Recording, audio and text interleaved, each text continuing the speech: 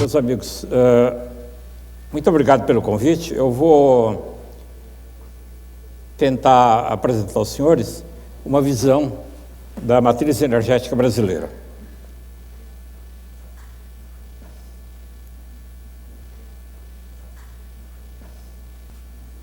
E eu coloquei no título a evolução da matriz energética brasileira e os transportes, mas na realidade a apresentação é um pouco mais geral. Eu tentarei colocar a evolução da matriz energética brasileira no contexto da área que vocês trabalham, que é lubrificantes. Transportes, naturalmente, desempenham um papel muito importante, mas, de modo geral, lubrificantes, que é a área que vocês trabalham, atuam em todos os setores industriais. E a visão que eu quero dar aos senhores é o que está acontecendo aqui no Brasil com energia e o que deve acontecer, provavelmente, nas próximas décadas. Talvez vários de vocês devem ter visto o Economist dessa semana. Tem uma capa muito interessante, como de modo geral são interessantes as capas do Economist, né?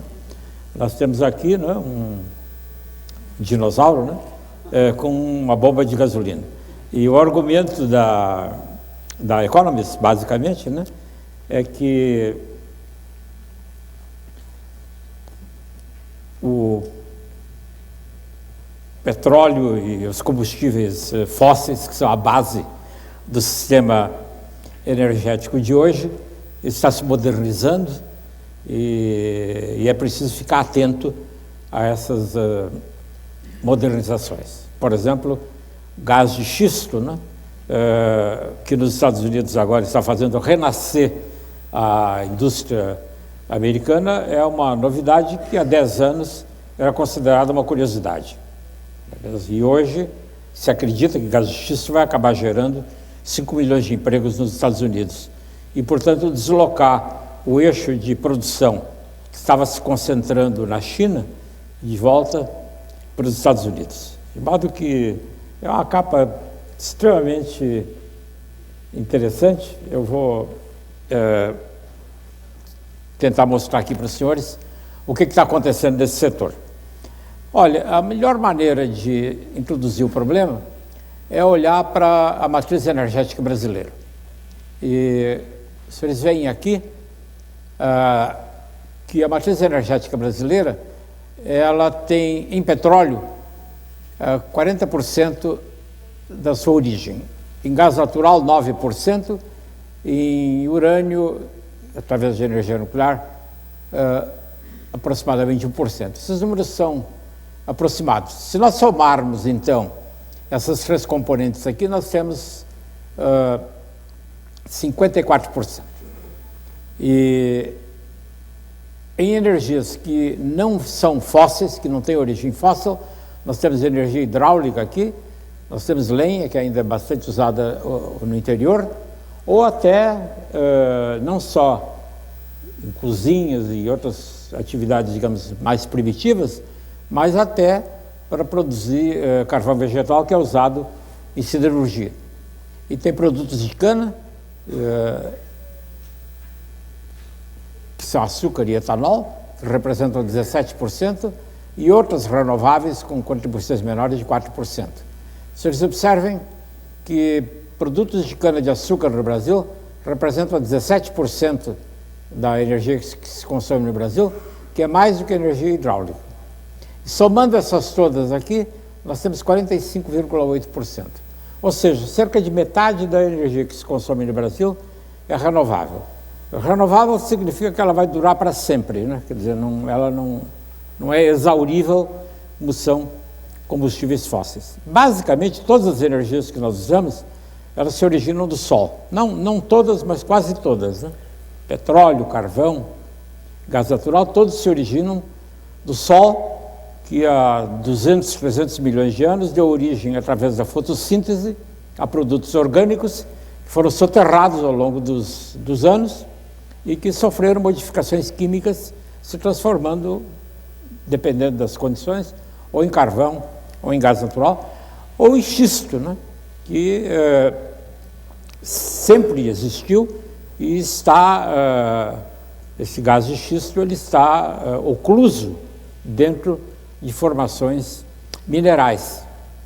De modo que, na realidade, todos os hidrocarbonetos que existem sobre a face da Terra, eles têm origem solar, quer dizer, eles são como as árvores que nós temos hoje, ou os animais marinhos, só que eles foram soterrados e por isso que eles são considerados fósseis.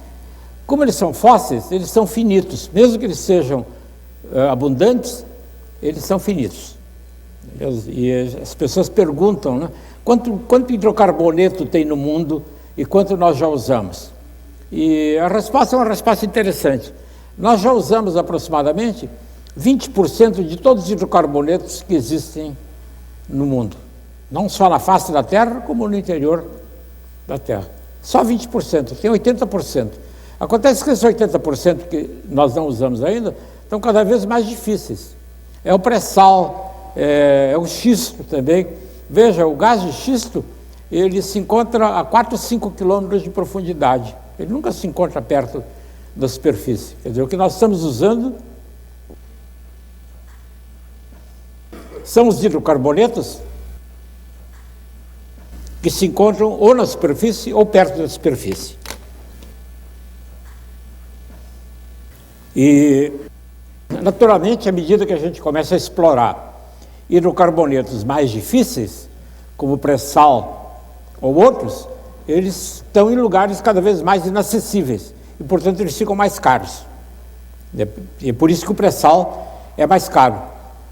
E a tendência, evidentemente, é que os combustíveis fósseis aumentem de preço. É fatal. Com o xisto houve uma flutuação, e como o xisto é novo, não é mesmo? Ele é muito barato no momento, mas essa é uma situação que eu acredito que não vai durar. Mas acontece que o Brasil, na realidade, ele tem uma proteção extraordinária em relação a esses problemas, porque na matriz energética brasileira, apenas 54% é que provém de combustíveis fósseis. Quando a gente olha os outros países do mundo, a gente tem uma ideia de o quão privilegiado nós somos aqui no Brasil em relação a isso. Se eles veem essa aqui, nessa coluna do Brasil, nós temos a mesma informação que estava contida naquela figura. Não renováveis são 53%, dos quais petróleo 42%, gás 9% e carvão 1%. Depois, em renováveis, nós temos aqueles números que tinha na transparência anterior. Agora vejam, olhem para os Estados Unidos, então, a composição da matriz energética dos Estados Unidos. 91% de não renováveis, comparado com 53%, dos quais 16% para petróleo, 33% gás, 30% carvão e energia nuclear, é importante aqui, 12%. E não renováveis nos Estados Unidos são 9%, dos quais hidro é 3%, e biomassa e outros produtos desse tipo, 6%. Se nós pegarmos o mundo como um todo, que considera então países tipo Estados Unidos e países tipo Brasil, nós temos ainda uma situação em que a dependência de combustíveis fósseis é de 78%, como vocês estão vendo aqui. E 32% de petróleo, 20% de gás e 26% de carvão. Nuclear é 5%.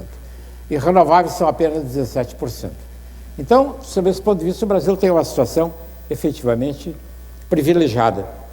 E o problema, então, é perguntar aqui no Brasil, e essa é a pergunta, não é mesmo? É quanto tempo isso vai durar, não é mesmo? Quer dizer, nós temos uma situação, quer dizer, há, digamos, uma oportunidade que o Brasil tem que outros países não têm, porque haverá, evidentemente, uma exaustão dos combustíveis fósseis, não uma exaustão completa, não é que eles vão desaparecer, há reservas muito grandes de hidrocarbonetos, mas eles vão ficando cada vez mais difíceis e mais caros. E como no Brasil a parte muito significativa da matriz é renovável, nós, digamos, estamos protegidos dessa situação. Com combustíveis fósseis, há basicamente 3 problemas. Há o problema da exaustão física, digamos, com a explicação que eu já dei sobre o fato de que eles não vão acabar de uma hora para outra, eles vão ficar difíceis. Tem outro problema, tem o problema do acesso, é que eles são distribuídos de uma maneira muito desigual pelo mundo. Quer dizer, as grandes reservas de petróleo estão no Oriente Médio, que não é o lugar onde se usa petróleo. Onde se usa petróleo é na Europa, nos Estados Unidos e no Japão. E, portanto, há um fluxo internacional de petróleo extraordinário. É por isso que a região do Oriente Médio é tão importante do ponto de vista político, porque qualquer incidente que ocorra lá no Oriente Médio acaba repercutindo nos mercados espalhados pelo mundo, nos Estados Unidos, na Europa ou no Japão. Esse é o segundo problema, que dá o problema da exaustão física, há o problema da localização dessas reservas, que favorece alguns países e desfavorece outros, e há os problemas ambientais. Uma boa parte dos problemas ambientais que nós enfrentamos hoje no mundo se origina em combustíveis fósseis. Aqui no Brasil, nós não sentimos tanto isso, exceto talvez em São Paulo, onde nós sentimos com a má qualidade do ar aqui em São Paulo, que, aliás, melhorou muito por causa do etanol. Nós substituímos uma parte significativa da gasolina pelo etanol. Mas basta olhar na televisão qualquer cidade da China para os senhores verem o que significa efetivamente poluição ambiental. E efetivamente o governo chinês está preocupadíssimo porque os níveis de poluição ambiental na China acabaram se tornando um problema de saúde pública. E, portanto, nós temos que, é uma pergunta extremamente relevante, perguntar o que vai acontecer com a matriz energética brasileira. E estão acontecendo várias coisas. A primeira delas é a seguinte, se eles veem nessa transparência, é o petróleo. Esse aqui é um gráfico que mostra a evolução da produção de petróleo no Brasil de 2011 a 2030. É evidente que prever o futuro é uma coisa que se tenta fazer há muito tempo, de modo geral, com insucesso, né? Não é mesmo? Ainda assim, é claro que as pessoas se esforçam para tentar fazer hipóteses razoáveis do que vai acontecer, porque os investimentos que são feitos hoje, eles se refletem em resultados em 10 ou 20 anos. E é o que as grandes empresas de petróleo tentam fazer. Esses são números da Petrobras, né? Então, os senhores observem o seguinte. Isso aqui é em milhões de barris. Então, vejam o seguinte. Petrobras, aqui, então, vocês veem, tem o pós-sal, quer dizer, o pós-sal é o normal, o petróleo normal que a gente usa. É essa região verde aqui. Os senhores observem, então, que ela é de aproximadamente 2 milhões, é 2.000 vezes 1.000 aqui, é 2 milhões de barris por dia. E é por isso que o Brasil é praticamente autossuficiente na produção de petróleo. São os poços de Campos, basicamente, no Espírito Santo. E aqui vocês veem o que a gente espera para o futuro. Em primeiro lugar, aqui é o pré-sal, do qual já há um pouco de produção agora, não tem muito, mas está crescendo. E o que se espera, então, é que o pré-sal represente em 2020, represente pelo menos mais de 1 milhão de barris. E depois tem outras coisas também que a Petrobras prevê, é que são outras descobertas no pós-sal e pré-sal, que estão aqui. Beleza? E eu diria que qualquer projeção depois de 2020 é um produto de numerologia e opiniões, etc. e tal, mas até 2020 a gente pode ter, digamos, uma visão relativamente realista. E o Brasil, então, a situação é essa, que o Brasil pretende manter a produção dos poços de Campos em aproximadamente 2 milhões de barris, apesar de eles estarem declinando, mas há poços novos, etc. Isso é para consumo interno. E o pré-sal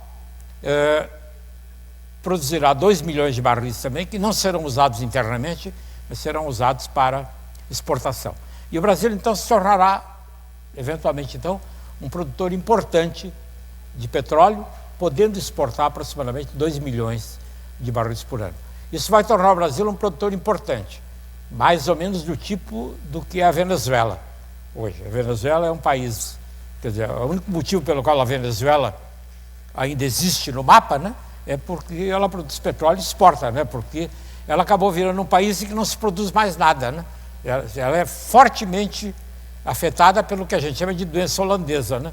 Quer dizer, quando a gente tem muito petróleo e vende, a gente não faz nada lá dentro, né, exceto usar os recursos. Qualquer pessoa que tenha ido para o Oriente Médio, né, em Dubai ou Abu Dhabi, ou desses lugares, né, não tem nada lá, tem os pescadores lá, né. Há 70 anos lá só tinha pescadores lá, né. Quer dizer, o que tem agora é uma grande Disneylândia, né, não é mesmo? Que é mantida como a Disneylândia dos Estados Unidos, né, em Orlando, né, por turistas que vão lá. Não tem uma fábrica, né, não tem um produto desse tipo. E o Brasil, sob esse ponto de vista, ele não sofrerá da doença holandesa, a meu ver, porque a produção vai ser atendida e o petróleo que ele produzir vai poder ser vendido para o exterior. Então, isso é o que ocorre com o petróleo. Isso aqui é o que está acontecendo com a eletricidade aqui no Brasil. Aqui é 71, e isso aqui é a intensidade de eletricidade, quer dizer, quanta de eletricidade que a gente usa por dólar de produto. É um gráfico para mostrar que o Brasil se eletrificou de uma maneira muito significativa desde 1971 até o ano 2000. E o nível de eletrificação agora ficou mais ou menos constante. O Brasil é um país altamente eletrificado, é tão eletrificado quanto os outros países do mundo. Ou seja, é um país moderno, sob esse ponto de vista. Eletricidade é uma atividade, é um tipo de insumo aqui no Brasil que é usado em grande quantidade. Não é como a Índia, que 1/3 da Índia não tem eletricidade, etc. Aqui tem eletricidade em todo lugar. E a eletricidade no Brasil tem uma vantagem muito interessante, né? É que ela é produzida a partir de hidrelétricas, né? Como vocês viram na primeira transparência. E qual é a situação do Brasil? A situação do Brasil é mostrada nessa figura aqui.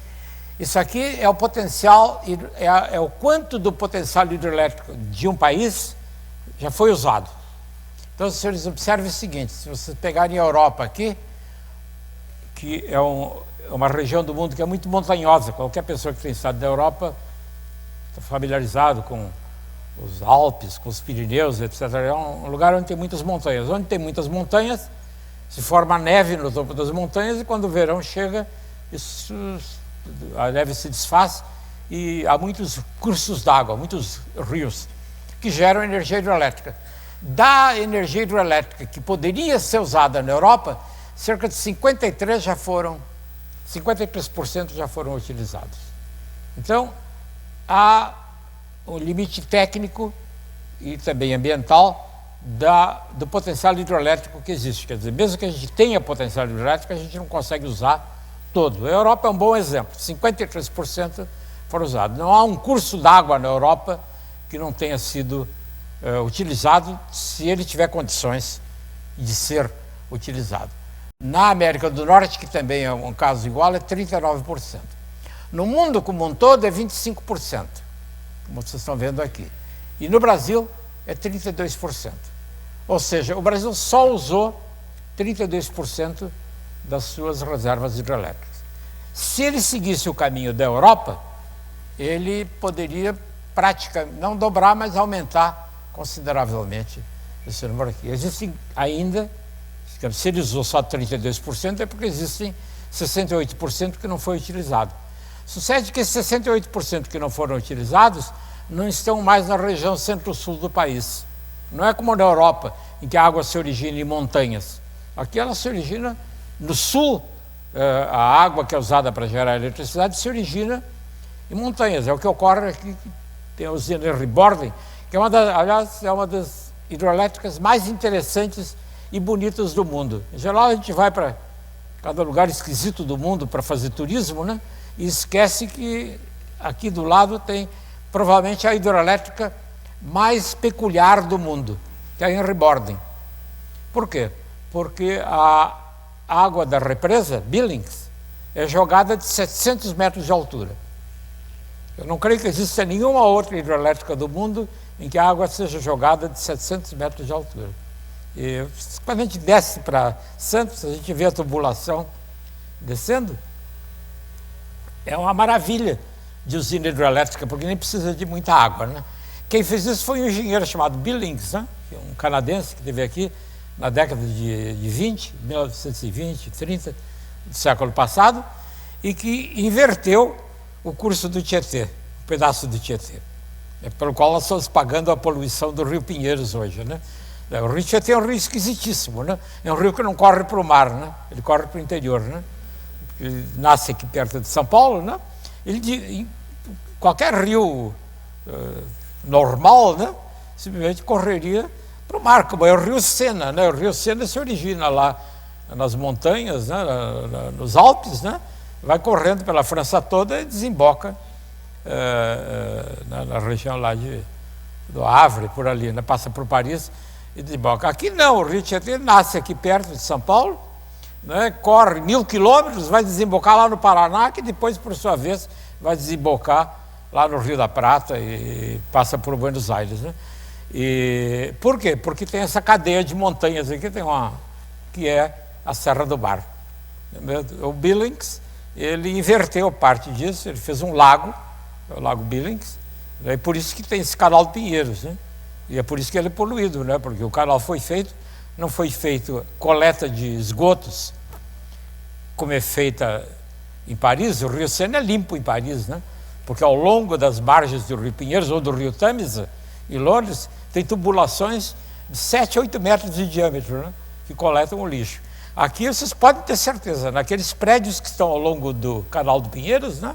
Eles pegam o esgoto, em grande maioria, e jogam diretamente no Rio Pinheiros.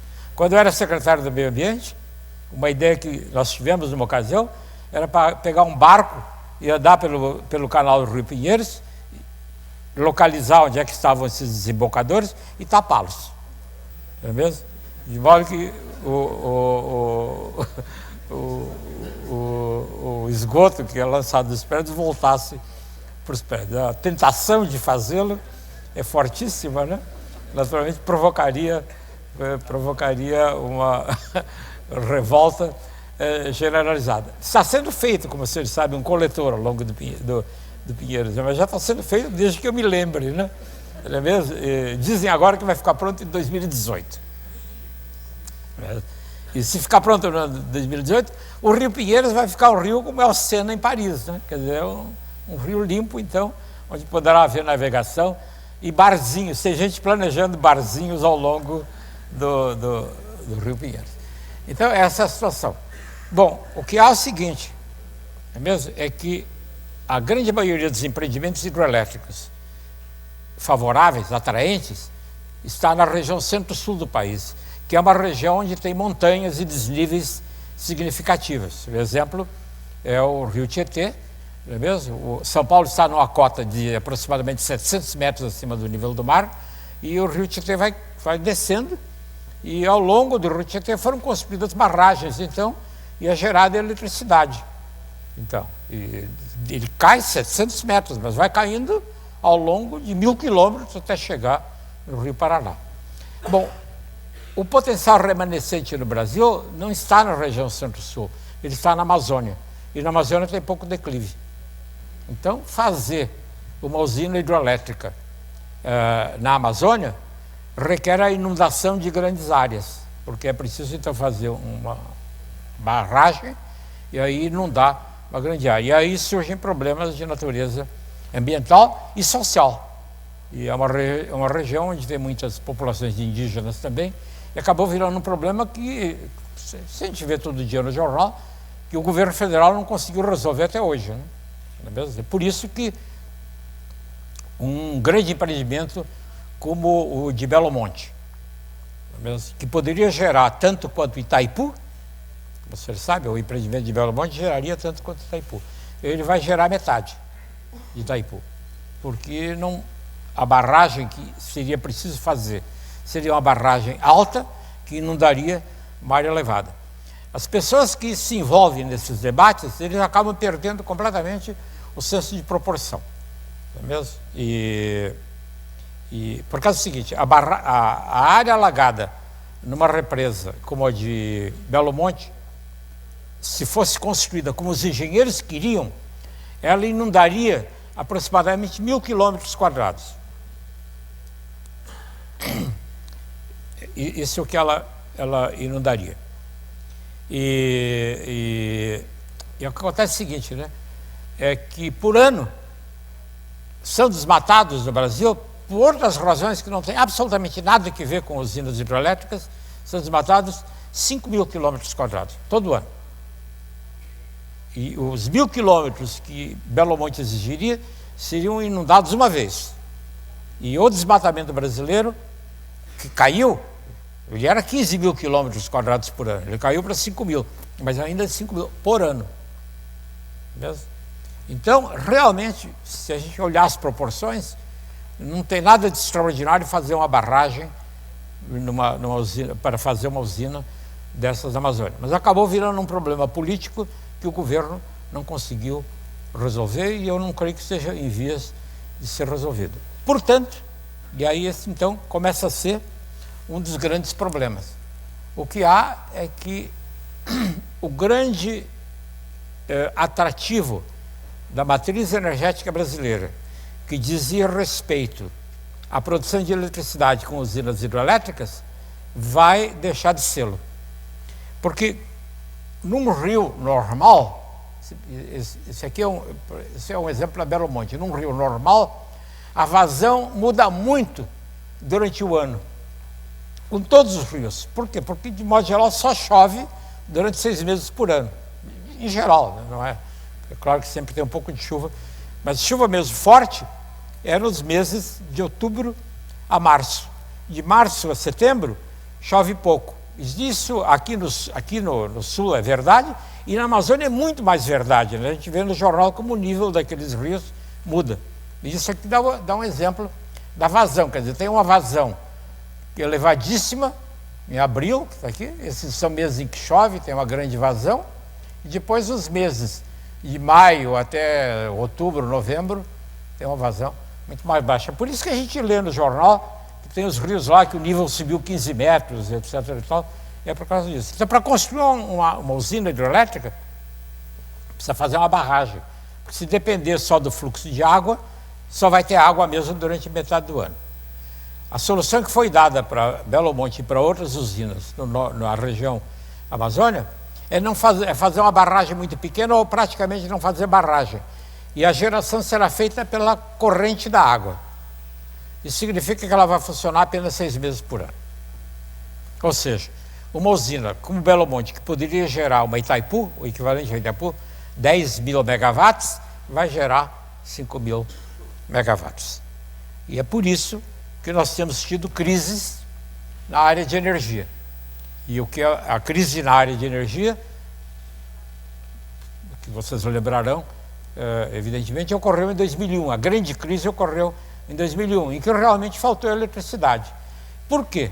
Pelo motivo que eu expliquei, que é mostrado aqui nessa figura aqui. Isso aqui é a água que é armazenada nos reservatórios. Aqui em 1960, quando começou o programa hidroelétrico brasileiro. Então, foram construídas usinas muito boas, como as usinas da CESP, Itaipu e outras então. E a água armazenada, essa aqui é a quantidade de água armazenada, não é mesmo? É a capacidade de armazenamento. Ela foi aumentando, não é mesmo? Mas a partir de 1990, ela praticamente não aumentou mais. Ao passo que a capacidade instalada, a quantidade de eletricidade gerada, e o consumo, evidentemente, foi aumentando. O que ocorreu? Em 2001, como houve um período de seca anormal no sentido genérico da palavra, porque o tempo, existem variações importantes sempre. Os reservatórios estavam vazios, gerando um risco de racionamento que praticamente nós entramos em racionamento. Desde então, o governo então deu uma grande ênfase a construir usinas térmicas, que aliás foram construídas efetivamente, né, usinas térmicas a gás. E foram essas usinas térmicas a gás que nos salvaram de um racionamento no começo desse ano. Porque, de novo, choveu pouco no ano passado e os reservatórios estavam vazios. E nós teríamos tido uma repetição do que ocorreu em 2001, caso não estivesse em funcionamento dezenas de usinas geradoras de eletricidade usando gás. Acontece que o gás no Brasil é caríssimo. O gás no Brasil custa 5 vezes mais do que o gás nos Estados Unidos. E, portanto, a geração de energia elétrica usando gás natural é muito maior do que o custo de geração das usinas hidrelétricas. É aproximadamente 3 vezes o custo de uma usina hidrelétrica. E o único motivo pelo qual nós não estamos no escuro hoje é porque existe uma fração importante da eletricidade que está sendo gerada com usinas térmicas. Se eles veem aqui, isso aqui é a geração, isso aqui é dezembro de 2011 e aqui dezembro de 2012. É o ano 2012 inteiro aqui. Aqui é novembro, outubro, etc. e tal. E aqui é a quantidade de eletricidade gerada ao longo do ano. Vocês observem que a quantidade de eletricidade gerada ao longo do ano, ela se mantém mais ou menos constante, o que é normal, né? Há pequenas variações, mas ela se mantém mais ou menos constante. Acontece o seguinte, vejam a contribuição hidroelétrica. A contribuição hidroelétrica é mais importante nos meses que chove, depois ela foi caindo e ficou assim. Ou seja, abriu-se um espaço aqui que teve que ser suprido com o quê? Teve que ser suprido com gás. Aqui. Se não tivesse essas usinas a gás aqui, nós não teríamos a possibilidade de aguentar o sistema elétrico. Então, os senhores veem o que está acontecendo com a matriz energética brasileira.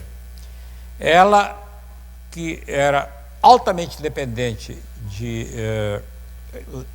de fontes renováveis, está se tornando cada vez mais dependente de combustíveis fósseis. E com as consequências, evidentemente, que isso tem, que é o aumento do custo e o aumento da poluição. Então, essa é a situação que nós estamos enfrentando.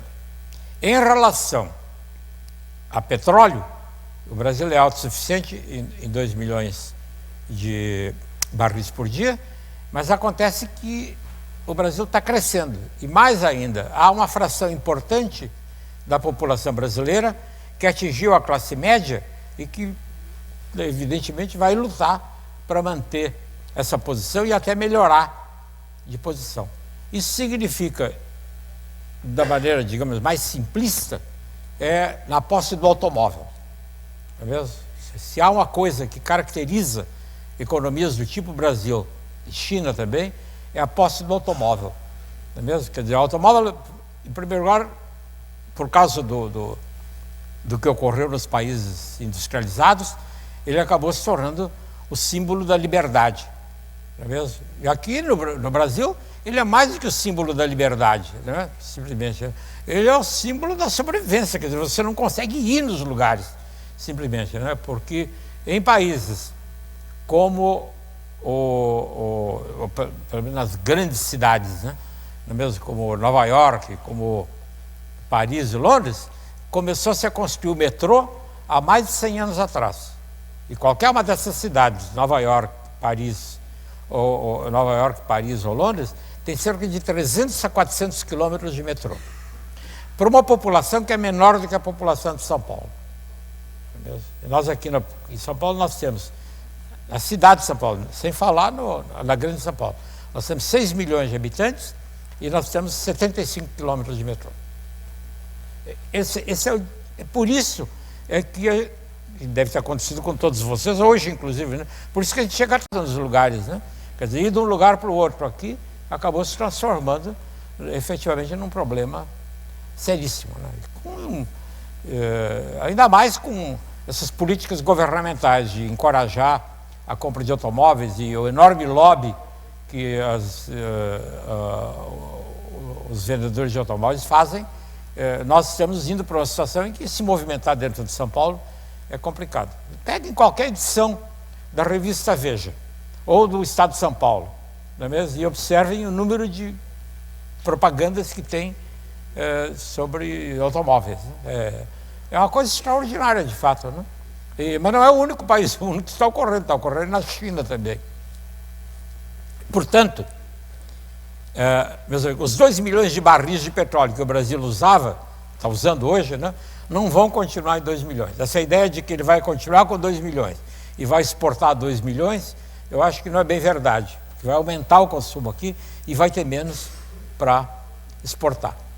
E a gente vê por causa das tendências mundiais nessa área. E tem esse gráfico aqui, que é um gráfico muito interessante, que ele mostra o número, a posse de veículos. Isso aqui é o número de pessoas, em cada 1.000 pessoas, quantas pessoas têm automóvel, para diversos países do mundo. Isso aqui é o GDP, é o produto interno bruto. Então, vocês pegam os Estados Unidos aqui em cima, né? Estados Unidos, eles... aqui ele tinha um GDP de aproximadamente 28 mil dólares. Ele aumentou, ele agora não tem...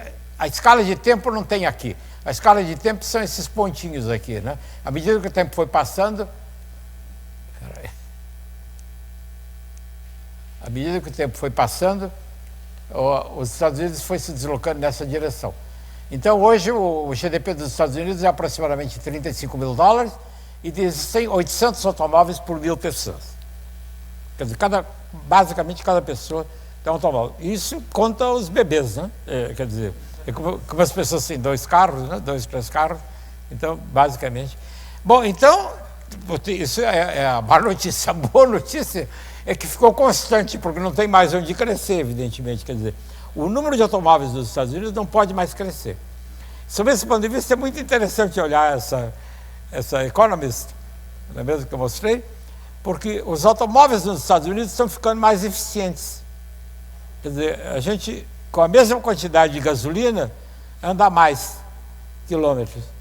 E, portanto, o que vai acontecer é que está caindo o consumo de gasolina nos Estados Unidos. Não é porque está faltando gasolina, não, né? É porque os automóveis estão ficando eficientes. É uma coisa interessante, porque, em geral, as pessoas não gostam de falar de economia, de combustível ou de qualquer outra coisa, porque a ideia de economia, ou até de eficiência energética, dá imediatamente a impressão de você abrir mão de alguma coisa, né? Você quer iluminação abundante, você quer andar de carro quanto você quiser, etc. E tal. Se alguém começar a pregar, você mas sabe como é? Você precisava dirigir menos, eu não sei o quê. Você está tentando forçar as pessoas a abrir mão de qualquer coisa. Lembra o que ocorreu? Isso lembra? Tem um evento muito importante que ocorreu com o presidente Carter nos Estados Unidos. As pessoas tentam entender por que o presidente Carter nos Estados Unidos não foi reeleito. Nos Estados Unidos, como vocês sabem, tem reeleição há muito tempo e, em geral, o presidente é reeleito. É raro o presidente não ser reeleito. As pessoas tentam entender por que ele não é reeleito. No caso do presidente Carter, são apontados 2 motivos. Não é mesmo? Um deles é a tomada da embaixada americana em Teherã, isso há 40 anos atrás, que foi um episódio traumático, etc. E tal. Lembram, né? Os Estados Unidos mandaram uma missão com helicópteros para libertá-los e a missão fracassou, né? Essa é a primeira. A outra é uma entrevista infelicíssima que o presidente Carter deu na ocasião. Ele apareceu na televisão, é mesmo? E dizendo, olha, sabe como é, tem crise de energia. Isso foi na década de 70, quando os preços do petróleo estavam subindo. O que nós precisamos fazer é gastar menos energia. E quando estiver frio, então, em vez de usar um suéter, vocês deviam usar 2 suéteres. Dizem os analistas americanos que isso foi uma das razões pelas quais enterrou a reeleição dele. É porque ele passou a imagem incorreta, quer dizer, eficiência energética e economia energética não é se privar de alguma coisa, não. É fazer aquela coisa melhor. É isso que ela é. É como iluminação. Essa sala aqui, por exemplo, é iluminada com lâmpadas incandescentes, como vocês estão vendo, né? Essa aqui está errado, é mal feito isso, é ruim para quem opera o prédio. Ele provavelmente está cobrando de vocês, indiretamente, o investimento que ele fez nisso. Você entra em qualquer hospital, em qualquer aeroporto, né? Você vê que a iluminação é diferente, né? São lâmpadas fluorescentes compactas, né? Por quê? Porque elas ficam ligadas o tempo todo, 24 horas por dia, não é mesmo? E elas gastam menos eletricidade. E iluminam tão bem quanto essas lâmpadas aqui, porque essas lâmpadas aqui produzem muito calor, não é mesmo? O que força, aliás, a gente usar ar-condicionado, que é uma coisa que você perde várias vezes. Primeiro, em vez de produzir luz, você produz calor, aí você precisa ligar o ar-condicionado, porque senão fica muito quente. E portanto, a eficiência energética está pegando efetivamente. Mas no resto do mundo não é assim, né? Porque nos outros países, vocês observem, tem 3 blocos aqui. Tem os Estados Unidos separados aqui, tem um bloco aqui. Vocês estão observando um bloco aqui, né? Esse bloco é dos países da Europa, Bélgica, França, etc. Onde as pessoas, existem 500 carros por 1.000 habitantes. Quer dizer, 1 para 2 pessoas. E tem um terceiro bloco aqui. Vocês estão vendo? Que é onde nós estamos aqui. Rússia, Argentina, África do Sul, Brasil, etc. Onde existem cerca de 100 a 200 carros por 1.000 habitantes. Bom, esse gráfico naturalmente é um gráfico que tenta induzir uma certa coisa, mas o que ele tenta induzir, evidente, é isso, né? É que à medida que o GDP está aumentando, as pessoas estão se motorizando. Ou seja, essa é a direção em que as coisas estão indo. E, portanto, nós vamos usar mais petróleo e vamos carbonizar, então, mais a matriz energética brasileira. E esses são os problemas que nós enfrentamos. Quer dizer, uma carbonização no setor de transportes e uma carbonização no setor de energia elétrica. A carbonização dos transportes não é uma coisa ruim para o setor de vocês, né? Eu me lembrei, ao preparar essa apresentação, eu disse, eu vou pregar no lugar errado, né? Não é mesmo? Porque, evidentemente, que lubrificantes são um ingrediente essencial da motorização, não é mesmo? Mas não é verdade. O setor de vocês é um setor muito interessante.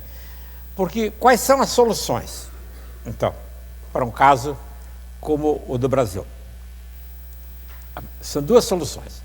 A primeira solução, ela está em marcha, e ela se chama etanol, como vocês sabem, né? Quer dizer, o Brasil tem uma característica muito favorável, que cana-de-açúcar cresce muito bem aqui. Cana-de-açúcar cresce num monte de países, não é mesmo? Porque tem muito produtor, muito país no mundo que produz açúcar. Mas não há a menor dúvida que o país onde ele cresce melhor é o Brasil, por causa do clima. Não é o único, mas é um dos melhores. 25% do açúcar que é produzido no mundo é produzido aqui no Brasil. E o governo estimulou a produção de etanol, que efetivamente ocorreu. Então, na medida que o etanol substitui a gasolina, não é mesmo? Então nós evitamos a carbonização da matriz, porque etanol não contribui para a carbonização, porque no ciclo de vida completo, é claro, quando o etanol queima no seu automóvel, ele produz CO2, essa é a definição de combustão. Combustão é uma reação química em que carbono se mistura, se junta com oxigênio e forma CO2. Então o etanol ou a gasolina formam CO2.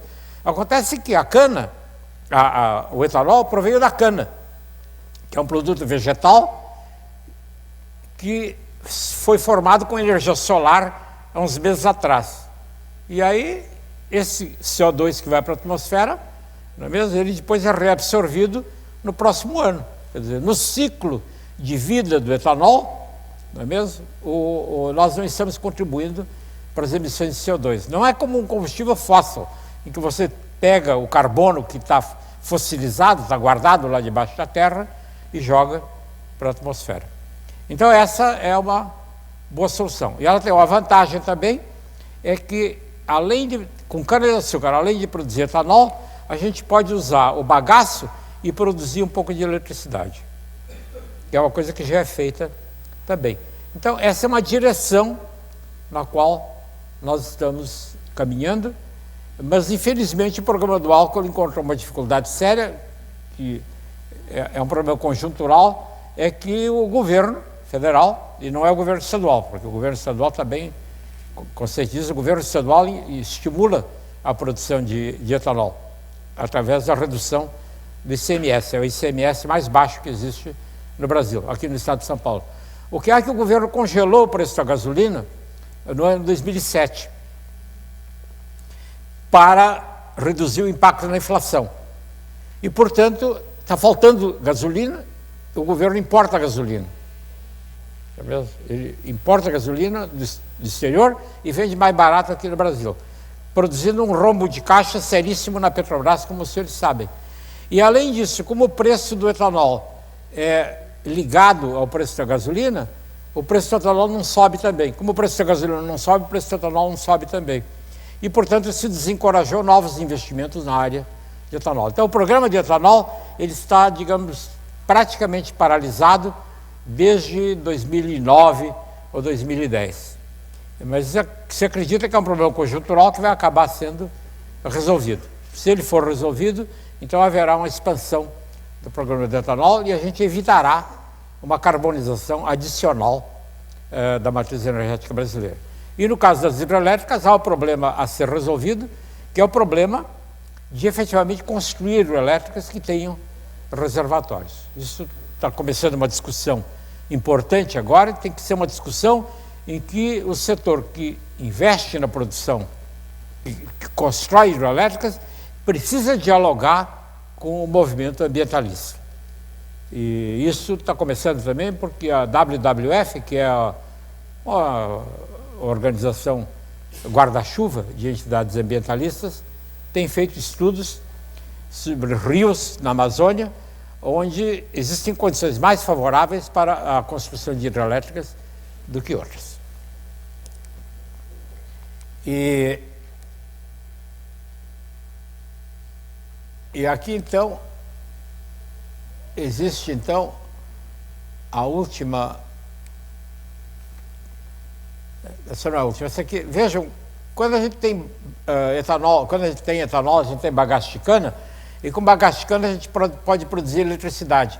Por sorte, bagaço de cana é disponível nos meses de maio a novembro, que é justamente quando a produção hidrelétrica cai por falta de chuvas.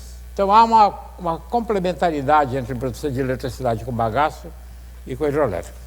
Mas o que eu queria mostrar para os senhores, é a última transparência que eu queria mostrar, qual é o futuro da indústria automobilística. Porque há muitas coisas que saem do jornal, não é mesmo? E existem, então, estimativas, de novo, aqui em 2010, existem estimativas para 2030, 2040, sobre o que vai acontecer com o automóvel.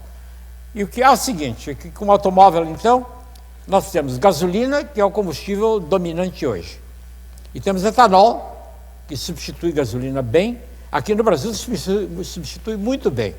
O etanol aqui substitui metade da gasolina que seria usado se etanol não existisse. No mundo todo não é assim. No mundo todo o etanol contribui aproximadamente alguns por cento, 5 ou 6%. Não é mesmo? E nos Estados Unidos, por exemplo, se mistura 5% de etanol, até mais, se mistura até 10% de etanol na gasolina, por razões ambientais. Não é mesmo? Então, esse é um caminho pelo qual a indústria automobilística vai. O outro caminho pelo qual a indústria automobilística está indo são os carros híbridos, não é mesmo? Em que, em vez de ter um motor grande, como tem nos nossos carros, tem um motorzinho pequeno, igualzinho ao nosso motor, o motor de combustão interna, que funciona com ciclo Otto. É um motorzinho. Ele produz eletricidade e carrega baterias. E a bateria é que, que faz o automóvel andar. O automóvel é elétrico, não é mesmo? Mas a eletricidade não provém de um cabo, que é impossível fazer no automóvel, mas ela vem de uma bateria. Carros híbridos já existem. A gente pode comprar carros da Toyota, eles são caros, aqui no Brasil são caros, até que nos Estados Unidos não são muito caros, e eles funcionam bem. Então esse é um caminho para onde a indústria também vai. E tem os carros totalmente elétricos. Isso só vai ocorrer quando baterias de boa qualidade forem feitas. Até hoje não há baterias de boa qualidade ainda. Todas as tentativas que foram feitas com baterias ainda não deram muito certo. Baterias que garantam uma autonomia para o automóvel. E aí também entra com problemas de natureza social. Depende do que se entende por autonomia, né? Não é mesmo? Quer dizer, se você tem uma vida extremamente regular, em que você sai de casa, vai para o trabalho e guia 10 quilômetros, depois volta para casa, você pode ter um automóvel elétrico. Não é mesmo? E países pequenos, como Israel, estão pensando seriamente em ter um automóvel elétrico. Porque Israel é um país tão pequeno, não é mesmo, que se você sair daqui e guiar até Campinas, são 100 quilômetros, né? E você está ali adiante. Né? Em Israel, se você guiar mais de 100 quilômetros, você está na Jordânia. Então, se você viver dentro de Israel, e os coitados dos israelenses são obrigados a viver dentro de Israel, então automóveis elétricos são uma boa ideia para Israel, porque a autonomia que eles têm é pequena. Aqui, não é mesmo? Eu duvido que alguém compre um automóvel elétrico, só se ele comprar dois, né? Ele vai comprar um para ir para o trabalho e voltar, e outro porque no fim de semana ele quer ir para o sítio do avô, ou ele quer andar por aí, e aí vai ter que ter lugares para carregar a bateria. Esse problema se tornou um problema seríssimo, né? Nos Estados Unidos. No estado da Califórnia, teve um grande programa para introduzir carros elétricos, né? Acontece que o americano é louco para guiar, né? Não é mesmo? Você sai, guia 500 quilômetros sem pensar duas vezes, né? Bom, aí precisa de um posto de gasolina que carrega. Com gasolina, tem um posto de gasolina em qualquer lugar. Para carregar uma bateria não vai ser tão simples assim. E, portanto, o que se acredita é o seguinte, né? É que no ano 2030, 2040, haverá três opções. A atual, que é a gasolina, junto com o etanol. Quer dizer, uma gasolina, digamos, que é substituída parcialmente por etanol. Carros híbridos, que seguramente vão se tornar importantes, já estão se tornando, e carros elétricos. São três opções. O que se acredita, então, é que no ano 2030, 2040, 1/3 da frota irá para cada uma dessas opções. Muito bem. Com todas elas, lubrificantes vão ter que ser usados. Porque o problema é que motores de combustão interna exigem, qualquer sistema mecânico que exija movimentação de peças vai exigir lubrificantes. Não é mesmo? E, portanto, apesar da grande ênfase que se dá num futuro renovável, num futuro diferente do que nós temos hoje, eu acho que o último setor que vai ser afetado vai ser o setor de vocês. Os problemas vão mudar efetivamente, quer dizer, num automóvel elétrico, não é mesmo? As partes móveis não vão ser as mesmas partes móveis que existem hoje nos automóveis de combustão interna, não é mesmo? Isso é verdade. Mas, em compensação, todo o sistema mecânico do automóvel vai exigir isso. E, evidentemente, todo o sistema de manufatura, não é mesmo? Esse, obviamente, vai necessitar desses óleos especiais que vocês fabricam. Então, meus amigos, essa é a visão que eu posso dar a vocês da matriz energética brasileira, dos caminhos para onde ela está indo. Eu acho que nós enfrentamos sérios perigos.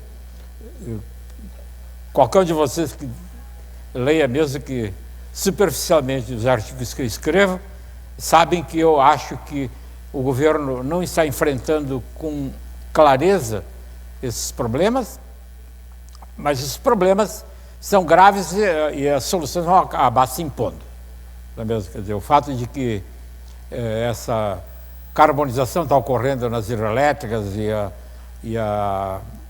e aos problemas do setor de álcool, eu acho que são problemas que eventualmente vão acabar sendo resolvidos. São problemas de natureza regulatória, não são problemas absolutamente fundamentais, mas eles exigem medidas de natureza política que às vezes não são fáceis de serem adotadas. Muito obrigado.